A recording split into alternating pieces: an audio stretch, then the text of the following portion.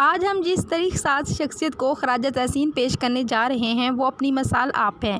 آپ کی شخصیت کسی تعارف کی محتاج نہیں، سر کا لفظ آپ کی پہچان بنا۔ ہم بات کر رہے ہیں ڈاکٹر سر علامہ محمد اقبال رحمۃ اللہ علیہ کی۔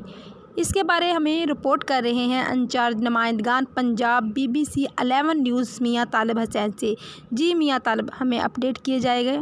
جی، علامہ اقبال 9 نومبر 1877 کو سیالکوٹ میں پیدا ہوئے۔ ابتدائی تعلیم سیالکوٹ میں حاصل کی۔ مونیک یونیورسٹی سے ڈاکٹر کی ڈگری حاصل کی۔ علامہ اقبال نے 9 عمری میں شاعری کا آغاز کیا۔ آپ کی پہلی نظم نالہ یتیم تھی۔ آپ نے شاعری کا آغاز پنجابی زبان میں کیا اور بعد میں اردو فارسی میں شعر کہنے لگے۔ اپنی شاعری کے ذریعے برصغیر کے خوابیدہ مایوس ذہنوں کو بیدار کیا۔ آپ کی شاعری کے ذریعے احساس فوری کو بیدار کیا۔ آپ کے کئی شعری مجموعے منظر عام پر آئے، جس میں کلیم، زبور،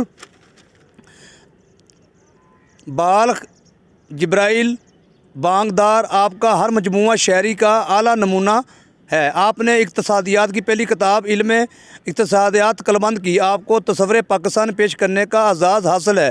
اس عظیم مفکر پاکستان کو ان کی لسانی کاوشوں اور محبت کے صلے میں 1930 میں طریق ساز خطبہ الہ آباد میں پیش کیا اور 2 قومی نظریے کی بنیاد ڈالی۔ اقبال نے شاہین کو اپنی شاعری میں مثالی حیثیت میں پیش کیا اور ساتھ یہ بھی بتایا کہ وہ کیسے نوجوانوں کو پسند کرتے ہیں۔ یہ اقبال کا ہی حوصلہ اور ذہانت تھی کہ آپ نے ہر موضوع پر شاعری کی اور آپ کا ہر تجربہ کامیاب رہا۔ بچوں کے لیے کئی نظمیں لکھیں، جس میں ہمدردی، پرندے کی فریاد، مکڑا اور مکھی، بچے کی دعا، پہاڑ اور گلیری، اور بچوں کو شاعری کے ذریعے محبت، انسانیت کا درس دیا۔ اب بات ہو جائے خاص علامہ اقبال سے عام علامہ اقبال کی۔ علامہ اقبال انتہائی سادگی کو پسند کرتے تھے، سادہ پروقار لباس پہنتے تھے۔ علامہ اقبال کھانے میں گوشت کے پکوان شوق سے کھاتے تھے، پلاؤ اور کباب رغبت سے نوش فرماتے۔ آم آپ کا نہایت ہی پسندیدہ پھل ہے۔ کبوتر بازی کے شوقین تھے۔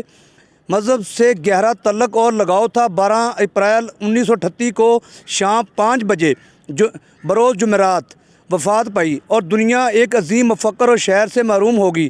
جی ناظرین، آپ نے حضرت محمد علامہ اقبال کی زندگی کے بارے میں دیکھا اور سنا۔ ہماری کوشش ہوگی کہ ہم BBC 11 نیوز میں آپ کو مزید معلومات دے سکیں۔ کیمرہ ٹیم کے ساتھ میاں طالب حسین، BBC 11 نیوز، رحیم یار خان۔